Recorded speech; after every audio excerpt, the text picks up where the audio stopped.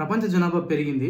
US census bureau estimate సంస్థ ప్రపంచంలోని జనాభా గణాంకాలను అంచనా వేసింది. దీని ప్రకారం 2025 జనవరి 1 వరకు ప్రపంచంలో మొత్తం జనాభా 809 కోట్లు ఉండబోతుందని అంచనా వేసింది. 2023లో పెరిగిన 7.5 కోట్ల మందితోని 2024లో పెరిగిన వాళ్ళ జనాభాను పోల్చినట్లయితే పెరుగుదల శాతం అనేది చాలా తక్కువగా స్వల్పంగా ఉంది. అదేవిధంగా 2025 జనవరిలో ప్రతి సెకండ్ కు 4.2 జననాలు, అదేవిధంగా 2 మరణాలు సంభవించవచ్చని అంచనా వేసింది ఈ సంస్థ. ప్రస్తుతం మనం యూపీఐ ట్రాన్సాక్షన్ గానీ, ఐఎంపీఎస్ ట్రాన్సాక్షన్ గానీ చేస్తున్నట్లయితే అక్కడ మనకు ఎవరికైతే పంపిస్తున్నామో వాళ్ళ డీటెయిల్స్ అనేవి కనపడతాయి. అదే విధంగా ఎన్ఈఎఫ్టీ, ఆర్టీజీఎస్ ద్వారా అమౌంట్ ట్రాన్స్ఫర్ చేసేటప్పుడు పొరపాట్లు జరగకుండా ఉండడానికి ఈ ట్రాన్సాక్షన్ లో కూడా ఎవరికైతే పంపిస్తున్నామో వాళ్ళ యొక్క డీటెయిల్స్ అనేవి కనపడాలని చెప్పేసి RBI national payments corporation of ఇండియాకి గైడ్ లైన్స్ ఇచ్చింది.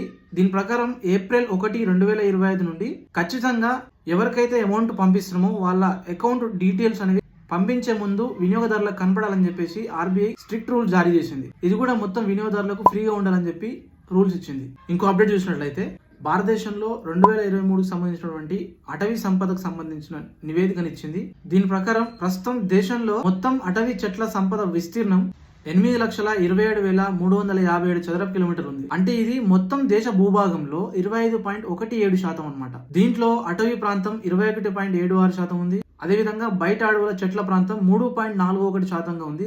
దీని మొత్తాన్ని 2021 అటవీ విస్తీర్ణంతో కంపేర్ చేసినట్లయితే దేశంలో ఆల్మోస్ట్ అటవీ చెట్ల విస్తీర్ణం 1445 చదరపు కిలోమీటర్లు పెరిగింది. ఇందులో అటవీ ప్రాంతం 156 చదరపు కిలోమీటర్లు పెరిగితే చెట్ల సాంద్రత 1289 చదరపు కిలోమీటర్లు పెరిగింది. రైట్, ఇంకొక అప్డేట్ చూసినట్లయితే భారతదేశంలో ఉన్నటువంటి అన్ని రాష్ట్రాల ముఖ్యమంత్రుల సంపద గురించిన ఒక నివేదికను కూడా ఈ ప్రజాస్వామ్య సంస్కరణల సంస్థ విడుదల చేసింది. 31 రాష్ట్రాల ముఖ్యమంత్రుల మొత్తం ఆస్తి 1630 కోట్లు ఉంది.